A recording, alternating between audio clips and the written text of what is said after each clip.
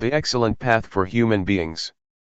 We can learn the course of humanity by using the body and mind as our scriptures, that is, to try and be aware while using the body and the mind. To study and watch, to know and see, by using the method of developing awareness as taught by Luangpor Teean Jidasubho, namely the rhythmic meditation of moving the arms, and the walking meditation. To intentionally make movements, in order to first see the body, which is coarse, and later on, to see the mind or to see thought, concocting things up. Let's compare developing awareness with a child learning how to write. When the teacher writes an A, or a B, on the blackboard, the child remembers it and can write it too. Studying and knowing about the body and the mind is similar. First, we have to train in awareness to see the body and mind clearly, then we will be able to use awareness well. We practice the rhythmic and walking meditation, in order to clearly know with awareness the movements of the body. When we see the movements of the body clearly, we will see the mind clearly also. We don't have to go and look for the mind, but we depend on watching the movements of the body, which will automatically take us to the movements of the mind. Keep watching the body all the time, try and watch with intention, acknowledge the feeling that arises at the time the body is moving, for example while doing the rhythmic and walking meditation. In one day, one can know many times. While being aware of the movements of the body, sometimes there may be many things that delude one, for example thoughts that arise unintentionally. Usually this happens when we're doing our best to develop awareness. Take it to be a lesson, an experience that comes to teach us something, to come back again to the body and re-establish awareness with the movements of the body. Delusion teaches us to not be deluded. For people who are peaceful by nature, it is easy to be aware and to have sati sampajanya. The practice of meditation places much importance on awareness, and always feeling oneself, realizing one's actions, because sati sampajanya is able to change what is bad into good, and what is wrong into right. One who is aware tends to do what is good, because awareness is the source of sila, samadhi, and panya. So, we find a method to study and understand our minds by watching both the body and the mind. When we are skilled at watching the body and mind with awareness, and we clearly understand the body and the mind, we will know what merit and evil is, and what religion means. We will come into contact with virtue, firmness of mind and wisdom. We don't just think about it, we experience it. This is a law of nature. Therefore, make effort to always watch and see the body, knowing and seeing it through the mind contacting it. It is just like a teacher writing something on the blackboard for the students to see. First we have to make an effort to watch. Determine to watch until you won't forget. Before, the A and the B were on the blackboard, but now, we contact the A and the B in our minds because we've paid attention. Watching the body and mind with sati compares with a computer that records information. When we put information in our minds by regularly training in watching and seeing, we evolve. This makes us see the body and mind as it really is. Understanding and knowledge about our bodies and minds will arise until the course of humanity is finished. This is called realization. Realization compares to stepping out of the darkness. We see our own minds and we don't get caught up in various manifestations. We see physical and mental things for what they are. We see the nature of both the body and the mind, and we see what kind of physical and mental manifestations there are, for example, heat, cold, like and dislike. If we don't see clearly, we yield to nama and rupa and their conditions, and we are under the power of proliferating thoughts. But when we are fully aware, we escape from that power. It is like solving a mathematical problem. One is able to do it when there is nothing hindering the mind. So, to come to understand the body and the mind is like finishing the basic course completely. Before, we used to be caught up with the conditions of mind. For example, being the one who is hot, when feeling hot, being the one who is cold, when feeling cold, being the one who is hungry, when feeling hungry, or being the one who endures pain, when feeling pain. We were the one who is caught up with all those manifestations. This is called to yield to conditions, letting them be the boss. When awareness arises, those things cannot be the boss any longer because we see that they are just conditions of the body and mind. Anger, for example, is a condition, it is not permanent and it doesn't have any essence. To see like this, is therefore comparable to the arising of a magic eye, that receives and knows the expressions of the body and the mind. The magic eye means, to be fully aware and to see that Rupa Dhamma, and Nama Dhamma, are subject to the three characteristics, of impermanence, valuelessness, and non-selfhood. Then, we're able to let go of body and mind. This is similar to not having a whole lot of rubbish scattered all over the place, as we did before. Whatever happens to the body and the mind, we throw all those conditions of body and mind into the three characteristics of anajjung, dukkhaung, and anatta. Before, we had lots of garbage which was a hassle, there were stains of suffering, stains of anger, of desire, of delusion, of love, of hatred, of heat, and cold. But now, we don't have all that rubbish anymore. It is merit to see impermanence or to see the three characteristics. Merit here, refers to seeing the conditions of body and mind, and to be able to use the body and mind in one's life, in the right way. Evil is to not know the conditions of body and mind, it is compared to darkness. Such a person is considered to be uncultivated, both the body and mind are undeveloped because one allows proliferation to be in charge. This makes one hold on to anger, lust, and delusion. Sometimes one lets anger be there for several days. When we clearly see and realize the body and the mind like this, we are no longer uncultivated, we are high-class people. Religions deal exclusively with people, they are teachings about the body and the mind. We all have a body and a mind. Both merit and evil can be found within us, in our actions. When we practice up to this point, Rupa and Nama, or the body and the mind, treat each other in the right way. Before, the body and the mind were oppressing each other all the time, for example when hot or cold feelings would arise in the body, the mind would suffer, or when anger would arise in the mind, the body would be uncomfortable. They would oppress each other all the time. But now, we see the body and the mind relating to each other in the right way, because awareness is there to watch them. When we know this much, we have a foundation in practice and we make continuous progress. It is similar to passing elementary school with good marks, and thus having the opportunity to study in high school. Having a foundation means that we're fluent in watching proliferation arising, this makes us see the concoction that's going on. When the state of seeing arises, we don't get carried away with the proliferation that arises. This seeing is an important principle because it is able to smelt and digest all of the defilements. This compares to studying well and being able to read and understand the meaning. From the state of continuously watching, we come to see convention and suffering. The state of watching gives rise to fluency, it is like having a good tool, it makes us proceed on the road of life all the time, and we don't get to a blind alley. Not seeing suffering, or the suffering connected with the body and the mind makes us grasp onto it, all of which is a burden. When we see clearly, some types of suffering drop off immediately because we see the world as being full of convention, some of it are material things, others are mental. Even language is convention, the world is full of it. It is called the conventional norm. In the past, I learned many superstitious chants, I used to sit and recite them at night. I had verses for making holy water, for going into the forest, for dressing, for eating, for leaving the house and for catching cows and buffaloes, for all of it. It was over the top. The happiness I got from it was little, if any. It is like a trader in kapok or fiber, he or she gets little money. In terms of merit, it is little merit and it is not lasting. But now, I'm no longer a trader in kapok or fiber, now I'm a trader in diamonds and I get loads of money. Seeing convention makes one able to completely give up on those verses. For example, the chants about the 108 virtuous qualities of the Buddha, belief in various ceremonies, invulnerability verses, which one has to recite until one feels that one becomes big and one's skin becomes tough.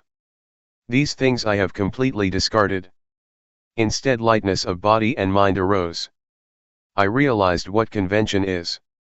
Whatever somebody does, I understand it, whoever does right or wrong, I know. When I fell into the well of knowledge, I saw all things in the world as being full of objective matter, ultimate meaning, and changing conditions. I saw that all things have causes and are conditioned. For example, I saw that sometimes an object can be supposed as good, as bad, as likable, or as not likable. Ordinary people assume words like love, hate, like, dislike, beautiful, ugly, they take this person to be good and that person to be not good. This is all quite ordinary, but it makes one not free in seeing. This is called, knowing convention, the norm, and ultimate meaning. On knowing these things the mind is set free because the state of seeing clearly has arisen. Falling in the well of knowledge means to know in all postures and all movements, one knows while walking, while sitting, while seeing, while hearing, etc. This is called the arising of wisdom knowledge. It leads us out of the various problems. Seeing clearly supports our continuous progress, one comes to know what virtue is, what firmness of mind is, what wisdom is. One really makes contact with merit, it is not like before when we just had ideas about it. I can assure you that the mind that really experiences merit, doesn't fall in hell, is not a hungry ghost and is not a thick-headed demon because one knows what is right and wrong. To experience merit is therefore useful. To come into contact with evil teaches one to let go of it. It is similar to having stepped on a thorn, when we see thorns, we don't step on them as before. So, really making contact with merit is for the extinguishing of suffering, for peace, and for liberation. When we stay with virtue, we experience virtue, there is normality in both the body and the mind, the body is in its normal state and the mind is in order, the mind doesn't go up and down, it doesn't run wild. The state of normality of the body and mind is virtue, firmness of mind, and wisdom, thorough understanding, arising, which keeps purifying the mind and sets it free. Knowing the causes and conditions makes one not stupid, not deluded, and one is able to contact sila, samadhi, panya. This is called the training in virtue, it is the virtue that arises from the path of practice. The state of watching and then seeing, and having seen, not being caught up, is the genuine path to overcome suffering. When one watches continuously, the mind will be purified, it is the living of the spiritual life. This is the way to come in touch with virtue. Always stay with this state, it is the training in sila. It is the virtue that melts and eats up the corruptions of mind, and one is able to let go of evil, do what is good and purify the mind. It can be taken that the training in virtue is really advantageous. It is not the kind of virtue that one recites in a ceremony. Right now, in carrying on with one's life, one can find virtue. One is then someone with real virtue. Sila makes the body, speech, and mind normal. At this stage, we have really become a human being, and really closed the door to hell and the evil destinations, because we know the path, we know virtue, firmness of mind and wisdom through experience. It is not knowing through memory, thinking or figuring things out. Rather, we meet and see, we experience sila, samadhi and panya, we experience the noble path and the spiritual life, brahmacharya, which is purity. Before, it was as if there was more than one person inside, one person was the watcher, one person was the thinker, and the one who made movements was still another person. But now, in the state of watching, all three come together as one. The state of watching arises, when developing awareness with the movements of the rhythmic and walking meditation, it makes it easy to know and see the movements of the body and the mind, the concocting thoughts. In the past, proliferation would control us completely, and that would give rise to sleepiness, restlessness, doubts, etc. But with awareness, we are able to conquer proliferation, and those mind states no longer exist anymore. This compares to traveling on a highway. When we pass this town and that village, where do we get to and what is it like beyond there? Well, nobody has to tell us, we know, see, and experience that for ourselves, naturally. Next, one comes to know, see, and experience what angels are. Angels are people who are ashamed of doing anything that is evil. They don't dare to think evil thoughts, speak evil words, or do evil things. Before, I used to understand that angels were up in the clouds. I thought that there was a heaven up there. It's all right to believe that, but those angels cannot help us. The kind of angels that arise within us refer to having a sense of shame of wrongdoing. One doesn't dare to think, speak, or act in evil ways. One doesn't even dare to think. This is what angels are. Angels are within us, so we don't have to bow to them, we don't have to pray to them. I had never thought like this or known like this, and so I would like people to study and come to know it, to practice with it. One day, as I was doing walking meditation, I thought to myself, this person probably doesn't know, that person probably doesn't know. I thought about my parents, my relatives. I wanted them to do walking meditation, I wanted them to sit down and build up awareness. I thought with loving kindness and compassion, I wanted to help them. Walking on the excellent path makes us go beyond being a man or a woman, being a hungry ghost, a demon, or a devil. One becomes a human being, one who has a superior mind. Someone with virtue, who lives one's life according to the noble path. One abandons what is evil and does what is wholesome. One's mind is like that of the gods. One knows merit and evil, and one genuinely understands Buddhism. This is what the excellent path leads us to see and understand. Religion exists in people's very hearts if those people refrain from evil, perform only good actions, and their virtue is pure. But if one still thinks in evil ways, it can be taken that one hasn't reached Buddhism, even when one recites the words Buddhang, Dhammang, Sanghang, Saranang Gacchami, I take refuge in the Buddha, Dhamma, and Sangha. Religions teach people not to have suffering, religions teach people to do good. If one is still suffering, one is not reckoned as one who has reached the religion. One's life might become blemished, it might go downhill. When we arrive at religion, we relinquish evil and do only what is right. This compares to someone who does certain things, until he or she makes a living with it and is stable in it. He or she is able to depend on it, in order to live his or her life. This is how we experience things.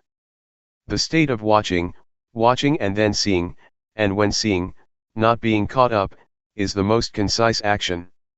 It is like the Dhamma is really in our fist, we don't have to do a lot. Before, I was in a mess, I clung to ceremonies, clung to others and believed in rituals. I was even afraid of my own thoughts, because with thoughts come doubt, fear, love, and hate. But when full awareness arose, I wasn't like that anymore because I determined to only just watch. It was as if my life came down to just doing that much. Studying and practicing until one reaches the state of watching and seeing, and not getting caught up, is the point of completeness, the point where all things come together. It is the diamond of the Dhamma, because one is able to smelt the fetters, 10 deep-rooted and subconscious tendencies in the mind. Seeing Rupa and Nama, seeing suffering, seeing convention and seeing the mind proliferating, gradually diminishes the ego. The mind gradually turns into one of a human being, which means that there is morality as a refuge. The way to hell and the bad destinations is closed off, because one refrains from evil, only does what is good and really makes the mind pure. The door of the truth is opened, the mind is free because one can destroy the ego. One abandons the first 3 fetters, namely, personality view, doubt, and attachment to precepts and practices. At this point, the mind changes and comes to see and understand. Before, it was as if the ego was hiding by the door. But now, the watcher keeps a watch over the door. As soon as the ego appears, it is discovered and the ego falls apart because it can't endure verification. It could be compared to a tree that has fruit. As soon as one shakes it a bit, some fruits will fall down. And in the same way, greed, hatred, and delusion, and those three fetters that are deeply instinctive and are conditions, that arise from the body and the mind, drop off and disappear. The mind that changes into a noble one, is the superior mind that is able to destroy the ego. When one experiences this, the ego drops off and is finished with. It is as if wholesomeness and unwholesomeness, or dirtiness and cleanliness are separated. Being a noble one is to have this kind of excellent mind. This is how the mind changes. It is not a matter of changing clothes, or changing one's words. It is not a matter of ordaining, using this or that ceremony. That is just convention, that is being a monk through convention. But when one is a noble individual, one is far removed from suffering and defilement. Suffering and defilement are the enemies of life. The ego with its attachment is an enemy of life, because wherever there is ego, it is like having stains of losing, of winning, of happiness, of suffering, of getting, of losing, etc. When one can relinquish the ego, it is like having a dilapidated car that gets fixed up, and restored to its normal condition. The body and the mind are the same. The path of Dhamma takes us to this point. It is the excellent path, it is number one, it is the superb path of life. When reaching this point, one experiences what it is to be a noble one. The mind that makes this shift, is a diamond of Dhamma, it is the doorway to truth. As we chant in the evenings, the Sangha that is born from the good Dhamma, is endowed with such virtuous qualities as practicing well. Being born from the good Dhamma, is right here, the noble Sangha is born right here, it is born from developing awareness, until one reaches the very state of watching and seeing, and on seeing not being caught up. This state of watching is the path, it is the spiritual life. If one compares it with a road, it is a smooth highway. Lust, irritation, conceit, and attachment to views and opinions, that one used to have and was caught up in, dry up. Comparable to fruits that are, all shriveled up, still in the tree. Purity arises, it is high sila, high samadhi and high panya. It is the aggregate of virtue, firmness of mind and wisdom, and they get better all the time. The body doesn't do anything bad, speech doesn't say anything bad, and the mind doesn't think anything bad. One is separated from evil and one gets further and further removed from enemies. Suppose, before, we were driving very slowly along a bumpy road full of holes. As soon as we get to the smooth highway, we can drive at ease and we don't get stuck, we can keep going. One becomes skilled at being in the state of watching, seeing because of watching, and on seeing not being drawn in, it becomes more and more an art. Whatever one does, if one is an artist, one can do it excellently. For example, a painter who uses just a single pen or a single brush. He or she is able to fluently produce an image of a mountain. It is a magical thing that improves continuously. I try to bring up comparisons through using convention, because the truth is sometimes hard to put into words. When the state arises where there is supreme virtue, firmness of mind and wisdom, the supreme spiritual life and supreme purity, one abandons the various things that used to intervene, both in the body and the mind, it changes altogether. Whatever passes, whatever one experiences, one really knows and sees it for oneself. It is like when we finish something, we know that it is finished. One reflects on the Dhamma that one knows and sees and liberated one. How did it arise? There is more and more a sense of separation and reflection, happiness and joy arise. It is comparable to being pulled along by a current, going to the sea, one doesn't have to make any effort. Or it is like a strong man, he is able to lift up weights immediately. It is the same with the paths and fruits of practice, from the first stage of enlightenment upwards. It is smooth and refined. This can destroy the ego, and the defilements starve. At this stage, no perception arises and there is no deluded identification. It feels like it's hard to think and get carried away. To go back and think in ways that make one be something or other, makes one's hair stand on end. Anyway, neither the mind nor the body would be caught up in it. The corruptions of mind shrink back. One can no longer think like that. Old perceptions have disappeared. It is as if one is born anew. Having arrived at this point, it seems as if the ego is gone. There is nobody left. The self has been burned up by knowledge. It is like shriveling up. It is the ending of all perception. The mind is free. It is as if a state arises that is parted and disconnected. It looks vague and indistinct. The 5 aggregates that one used to cling to, that were the germ, now don't get anything to eat and so they starved and a separation takes place. Before, form, feeling, perception, volition and consciousness would work together, but they would each have their own function. Now, they dried up, everything shriveled up, as if they had become loose and come apart. Sometimes I would still be deluded enough to connect them, but they wouldn't hold together. Even when connected, there were only just processes. All speech and all thoughts were purely just processes only. It was the end of proliferation in life, the finish of craving and attachment. When reaching this state, one knows that the paths, the fruits of practice and nibbana, really do exist.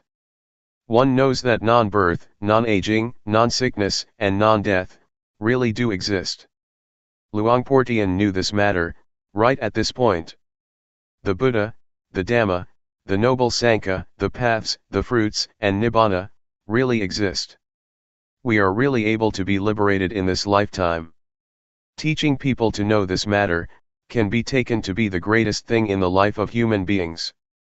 It is better to teach people to reach this final goal than to teach generosity, because this leads to the end of suffering, the end of being. This is the most excellent thing. If this state arises, then help to support this teaching. If there is nobody to talk about it, there won't be anybody to listen to it, and the Dhamma will completely disappear. I consider talking about the truth to be my profession. When one takes the truth as one's profession, one has to talk. If nobody shows people how to practice, it will be the end of the truth. If you are interested to study and practice, I will arrange food and a convenient enough place, a hut or a meditation hall for you to use, so you can try out training yourself. Before, I used to live out in the country, far from civilization. When many people would come to practice, there would be a problem.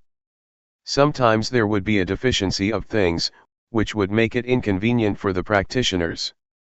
But at present, I have a place, and if you're interested, I will look after things. I will be your friend as far as I can. We will share happiness and suffering. Don't suffer by yourself. I'm sure that I won't lead you along the wrong path, because I have discovered the path to some extent. When seeing suffering, one discovers suffering. When seeing something that is wrong, one overcomes what is wrong, and when one discovers the path, one can reach the final destination. No matter whether you are ordained as a monk or not, I have a place prepared for you. If you have suffering, don't do anything else. I really have found the way out. It is the number one way. Reflect on this, but you shouldn't just use reasoning. You shouldn't create conflicts or just have blind faith. Don't be averse to anything. These words are just words. Once they have been received, they might disappear, but if you're interested, try out to practice. If you read these words and immediately confidence arises, it is not right. First, practice. If, having practiced, results arise, then be confident. If, having practiced, there are no results, then find another method. Meditation is something that has to be tried out through practice. When one experiences it by oneself, one's actions will sort things out, or destine the course of one's life, by themselves. It is not a matter of figuring things out or memorizing, one must put things into practice and one must experience things for oneself. Being aware is to develop the four foundations of awareness. Anybody who turns up the hand or makes other movements, and is aware of it, is practicing in the right way, because awareness is the sprout of enlightenment, that is, it makes wisdom spring up. One must start up from this point of making use of movements. It really is the birthplace of the four foundations of awareness. This really is the excellent path. It is called, Agamagko Visuddhya, the excellent path for purification. Buddha arises from building up a lot of awareness. One has to do that oneself and practice oneself. The method of developing awareness, as Luangpor Teean teaches, is really up to date. The more diligent one is in building up awareness, the more one knows, sees, and understands one's life. Awareness is with us all, as long as we have a body and a mind. To have awareness is the treasure of a human being. It is the same for all of us, without exception. No matter what country you live in, what nationality you may have, or what language you may speak. Be aware, just raising the arm, feeling it, is already good enough. Guidance to train oneself. We must use our lives to train ourselves diligently. We must take ourselves to the ultimate and final goal. This is called an excellent life. If we don't train ourselves, it is easy to get involved in things. For example, if there is suffering, we suffer until we die. So we have to train diligently in order to overcome doubt, worry, sadness, anger, desire, delusion, etc. This is called following a good example. The characteristics of our thoughts are the same, they don't differ much. Whatever one is familiar with, one thinks about that, following our disposition and character. The environment has an influence on our lives. For example, someone is born in a good family but the environment is no good, and it gives that person information that is no good. The result is that that person receives bad information. A bad past leads life to delusion and bad actions. This is a law of nature. There are certain states of mind that we shouldn't surrender to, such as doubt and worry, because we still have a way out. Try to reflect on the examples that good people set. The Buddha, for instance, he is the founder of a religion, the enlightened one, the one who clearly understands the world. We should study his example, so that we will understand why the Buddha, the Dhamma, the Sangha, religion, merit, heaven, and Nibbana, really do exist. If we still have doubt about this, it means that we still have suffering. We must understand these matters clearly and go beyond doubt. If one still tries to figure these things out, still doubts and worries, one still suffers. These things should be understood clearly and doubt should be done with, because there are teachers that can teach us how to know and see these things. In the past, I heard that Luangpor Teean Jidasubho was a teacher who taught how to clearly understand merit and evil, heaven and hell, and the paths and fruits of practice. Since I had doubts about practice, I went to study with him. When I first set out to practice, I still held on to views and opinions, and didn't accept certain things that Luangpor taught. I would use reasoning to contradict his teachings, and consequently like and dislike would arise. These things are hindrances that prevent knowledge and understanding from arising in practice. Therefore, when a teacher gives advice, one should first study and try it out through practice. Luangpor Teean taught me to develop awareness, which I had never come across or seen before. He taught me to have sati, and to be diligent in building up lots of awareness. Awareness, as I had learned it as a child, and at the time that I was studying the Dhamma, meant to recollect. I had trained in awareness with other methods, for example the kind of meditation where one sits with eyes closed and recites a mantra, in order to make the mind peaceful. I used to do it that way. Everybody seemed to be teaching like that, to sit with the back so straight that one starts to sweat and one gets backaches. Some people are very serious and force themselves. That's the way that I used to do it. I trained in this until the mind became peaceful, and happiness arose which was pleasant. When I trained with Luangpor Teean, he taught me to be aware and not to go for peacefulness. He taught not to control thoughts but to just know indifferently, which was certainly a strange way of teaching. Before I could catch the awareness in practicing, there were definitely many things that snared me. Sometimes, I fell back to my old practices, and as soon as I would raise my arms to do the rhythmic meditation, I would go back to being peaceful and stay with happiness, because that was more convenient than diligently knowing. An old man of over 70 practiced together with us. He advised me not to just sit there being peaceful, because that is not useful at all, but rather, to be diligent in building up the quality of knowing, to be aware while making movements. He kept guiding and looking after me.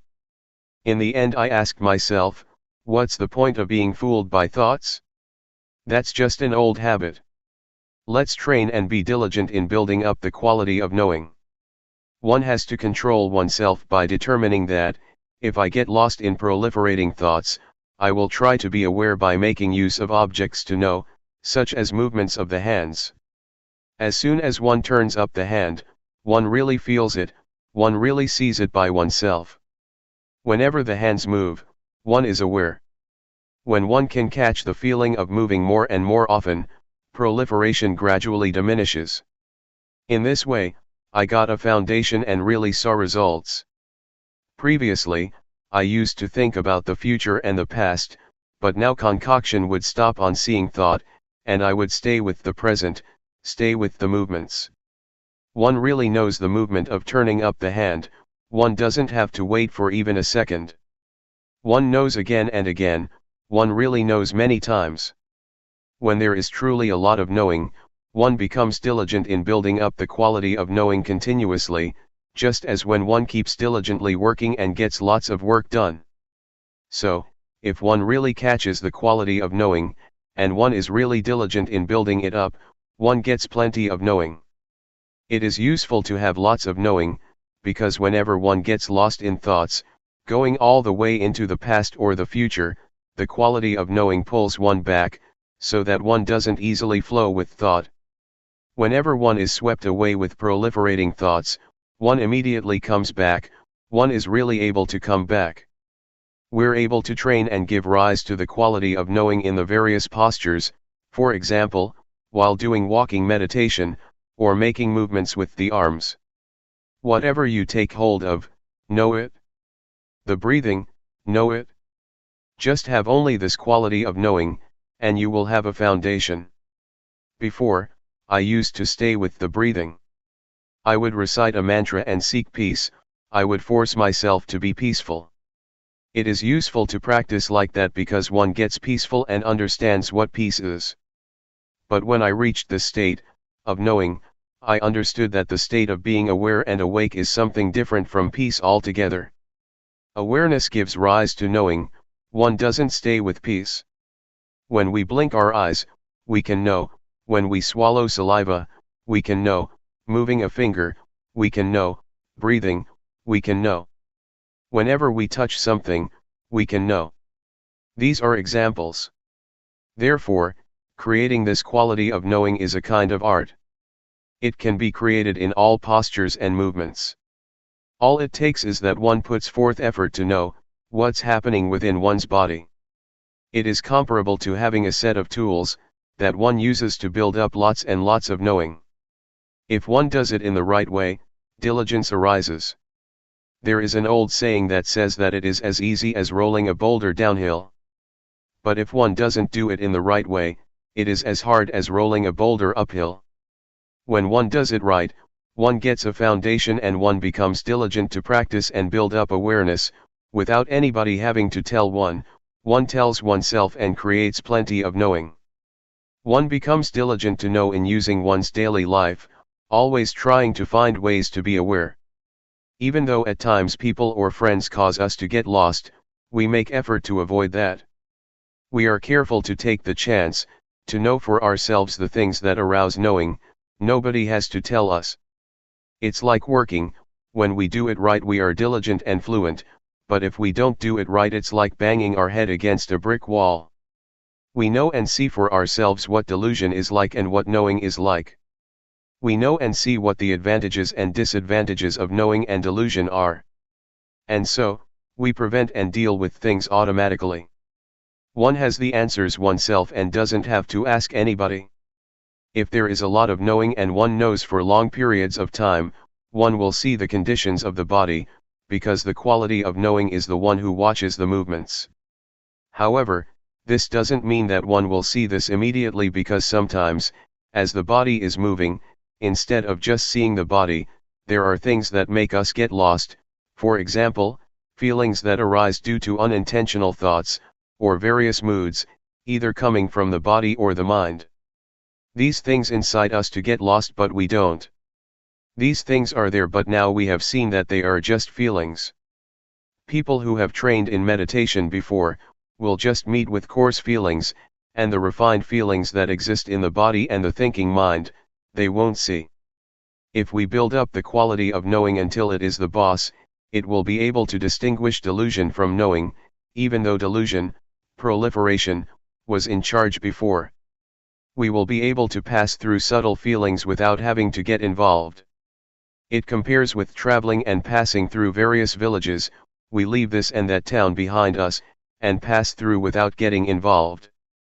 But someone who easily loses awareness, is incessantly interested in the thoughts that come up, reasoning in every way, and loses a lot of time by thinking. Like, dislike, and all the rest of it arise. This is someone who is not determined to walk the path. The Buddha said that, someone who is heedful is awake when others are asleep. Such a one leaves foolish people far behind, just as a well-trained horse leaves a horse without strength behind.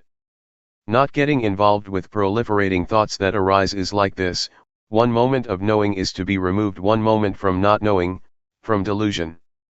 One gets further and further removed and one becomes skilled in knowing. It is easy to know. Before, it was easy to get lost, but when one trains oneself it becomes easy to know. The feelings and the various thoughts that make the body move are nama dhamma. When the quality of knowing sees this, one understands the body. Before, the quality of knowing wasn't there yet, and one had not yet discovered that it is thought that orders the body around. One assumed that there was a self that was moving. But when one understands rupa and nama, one understands that rupa is something solid, composed of many things. One knows heat, cold, hunger, and pain, because of rupa. Nama is the mind, feelings and thoughts. It receives and knows all kinds of things. There are innumerable conditions that arise together with the mind. Anger, worry, desire, and delusion are some examples of coarse ones. They make the mind run wild and it takes them to be self. Actually, they are not self, but one doesn't know that they are conditions of mind, and so one acts following them, until those various conditions give rise to a sense of self, of me, being like that. But when the knowing watches and sees them, one understands that they are only just conditionings of the mind, and one can let go. To sum up, the body that is alive is a lump that consists of two things, namely, rupa and nama. At this point one knows how to separate rupa from nama. And so one clearly realizes the relationship between rupa and nama. This may be called the arising of insight knowledge. It is a really clear realization. Reality doesn't deceive. This point can be taken as a universal standard. Teachers cannot deceive disciples, and disciples cannot deceive teachers about it. Whoever comes to this stage, no matter what nationality one has, or language one speaks, one will see like this. Having seen it, there is no more problem, no more doubt. One abandons and puts things down, right there. When we have our eyes open we can see all sorts of things. For example, we see that this is a rock, that is a tree, and that is a snake creeping over there. It's good to see. If we don't see it's dangerous, but when we see, we're safe. But seeing with the eyes can still be deceptive because it is not a realization. Realizations don't deceive, rather, they set one free. There is security in realizations. To see is to make an end of one's burden. When the quality of knowing sees rupa as a lump of suffering, It creates the feeling of having pity on the body, because the body doesn't know anything, it just does its duty. It gives us signals of what is dangerous, for example, heat and cold, so that we can do something about it. We didn't see this before, and so we thought that I am hot and I am cold. But now we see Rupa and so we know how to solve the problem. The body is suffering already as it is just a lump of suffering. One has to breathe, has to swallow saliva, has to blink the eyes, has to stand, has to lie down, has to eat, has to go to the toilet, etc. When we give it more work to do, such as smoking cigarettes, it is a burden for Rupa, we make it suffer even more. The mind is the same. When we're angry, we give the body suffering. This is oppression that works from both sides, from the side of the body as well as from the side of the mind. This kind of relationship between the body and the mind is not appropriate at all. When there is the knowing, or the state of watching, peace arises. And Rupa and Nama relate to each other in the right way. Before, I used to think that I didn't have suffering, because I didn't do anything bad, that was because I didn't know what suffering was. Whoever thinks like this can be taken to be crazy, crazy with self. So, in the past, I didn't understand myself.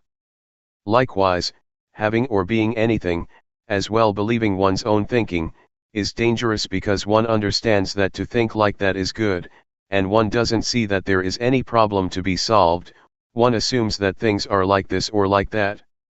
One knows through thought, one is through thought, one sees through thought, and one gets and attains through thought, when one is not in contact with the present.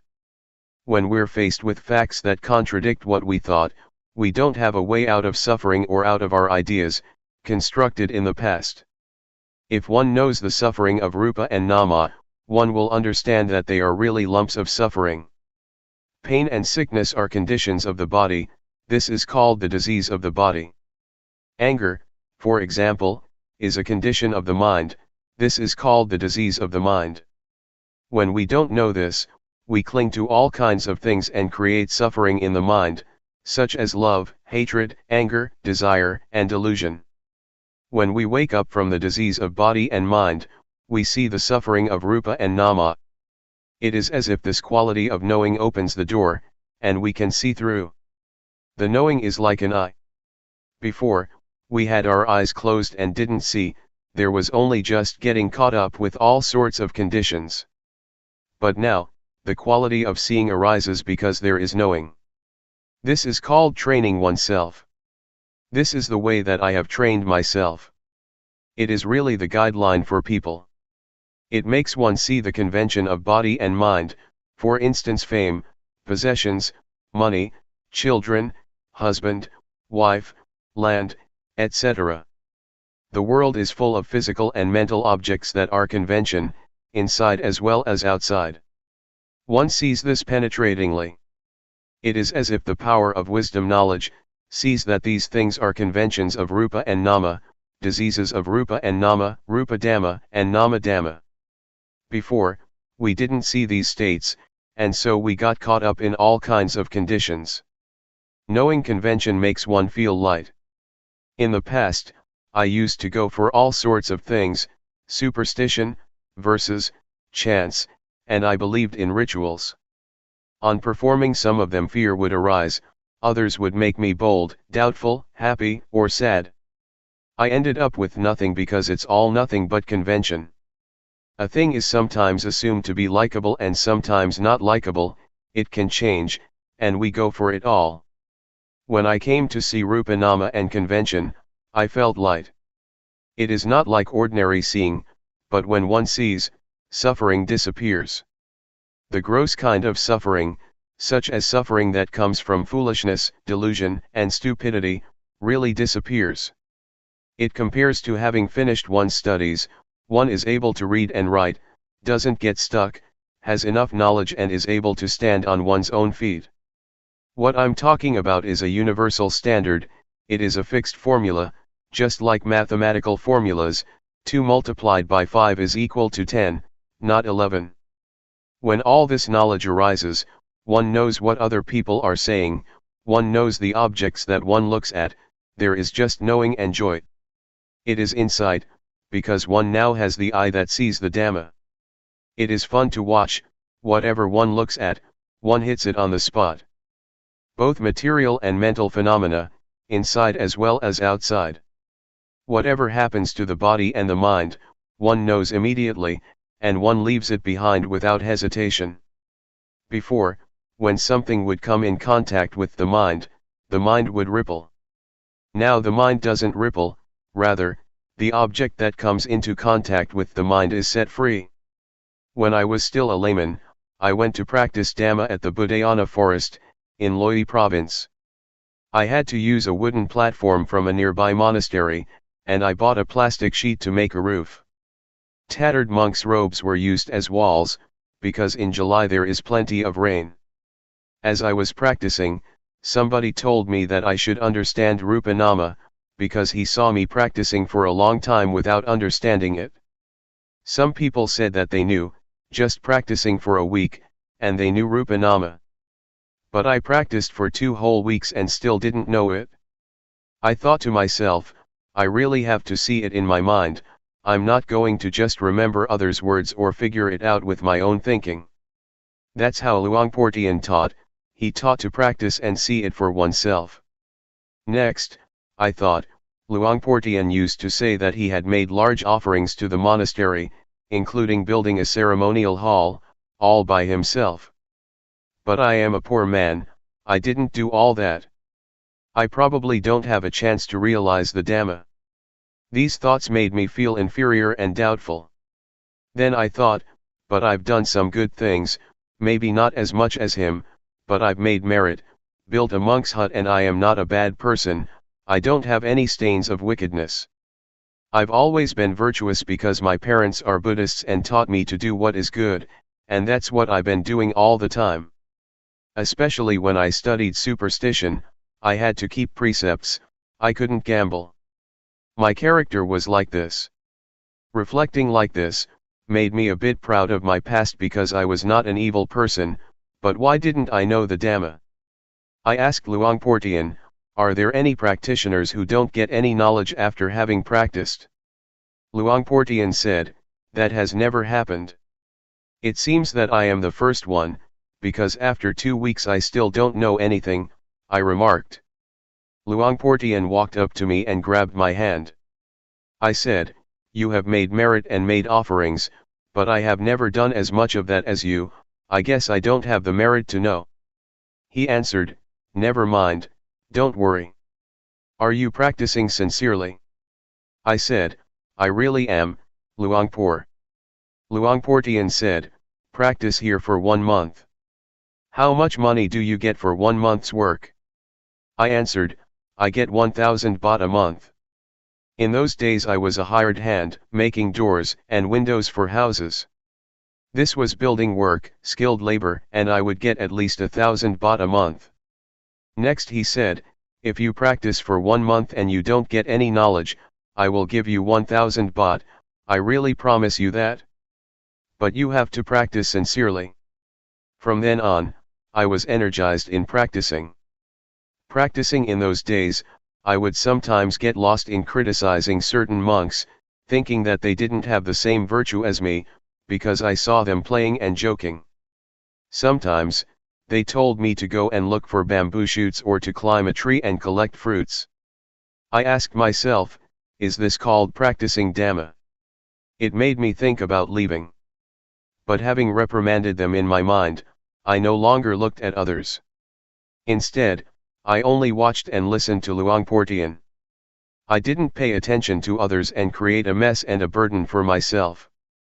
So, I made a firm resolution to build up awareness, to build up sati. After practicing Dhamma for less than 20 days, I had an experience and lots of knowledge arose. When practicing in the right way, it becomes as easy as rolling a boulder downhill. But when doing it wrong, it is like rolling it uphill. Doing it in the wrong way is just a burden, there are many things that one doesn't like, and then one goes and thinks about them. One is thinking, reasoning, liking and disliking like a madman, and this makes one not attain the Dhamma. Building up the quality of knowing, or awareness, is not something one can think up, rather, one has to practice in order to know. In the past I had been an occult healer, and had verses and chants. When I built up the quality of knowing, that stuff just dropped off. I didn't do anything about it, I wasn't the slightest bit reluctant to give it up. There was no more foolishness, delusion, attachment to rituals, and playing around with witchcraft and sorcery in my mind, from that moment onwards. I used to think that I was a magician, able to heal the sick. An invulnerability chant has to be recited until one feels that one's body swells up, and becomes so big that it squeezes against the walls, or until one perceives a razor blade as a blade of grass. Then one has reached the end of the recitation. To do this well, one has to recite often. Magic chants depend on recitation, they depend on training in psychic powers.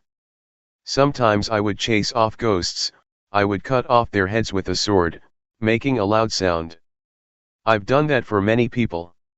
When I built up the quality of knowing, I stopped doing all that stuff. One day as I was practicing, Luangpor Teean came walking over and asked how I was doing.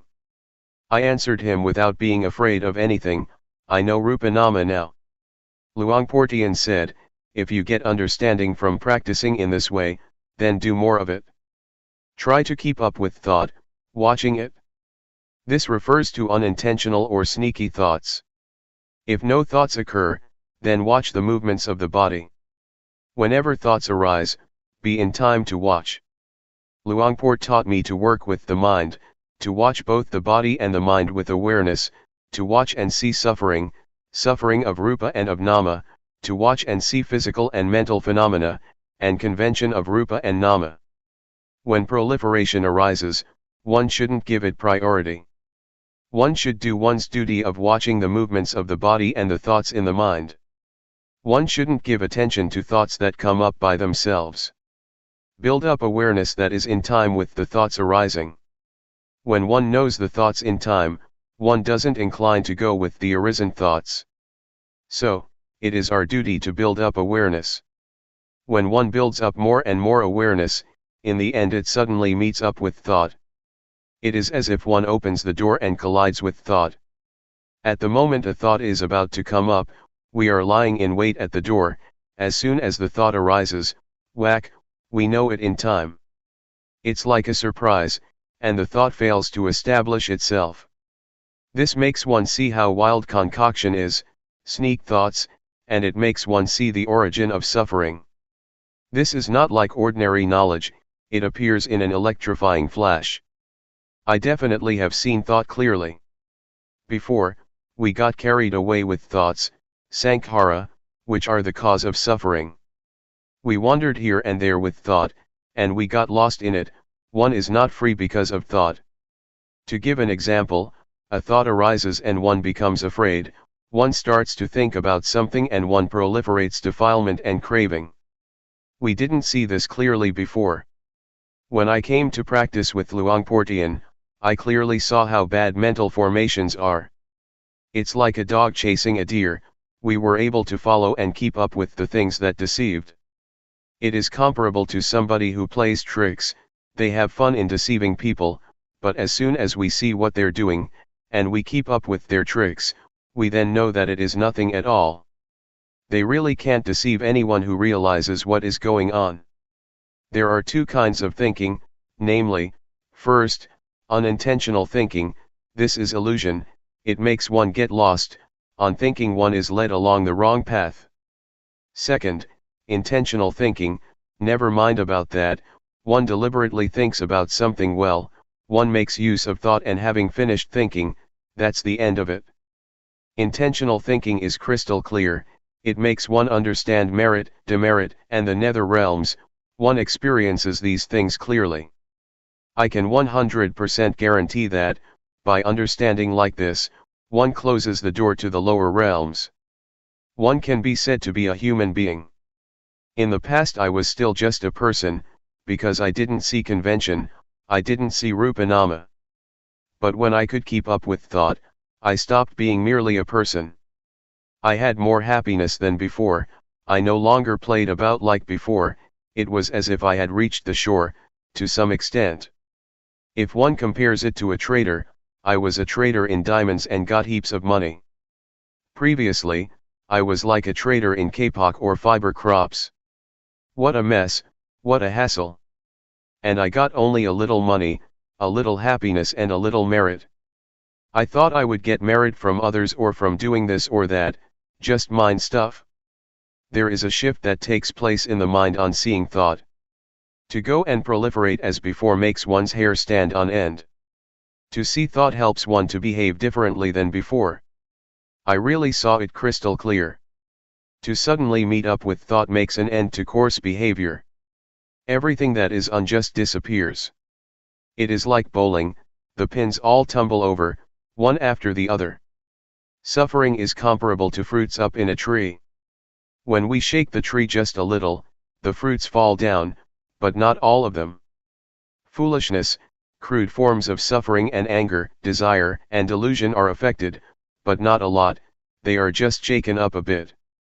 Being a human being means to be someone with virtue. When there is virtue, there is normality, there is peace.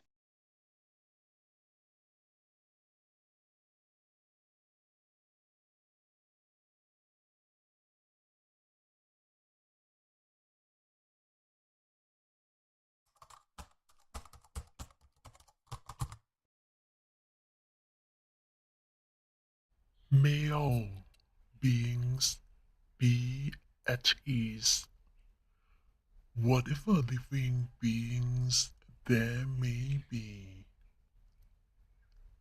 whether they are weak or strong, omitting none,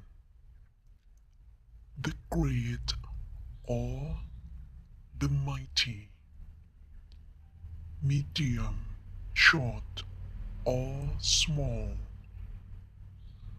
the seen and the unseen, those living near and far away, those born and to be born. May all beings be at ease.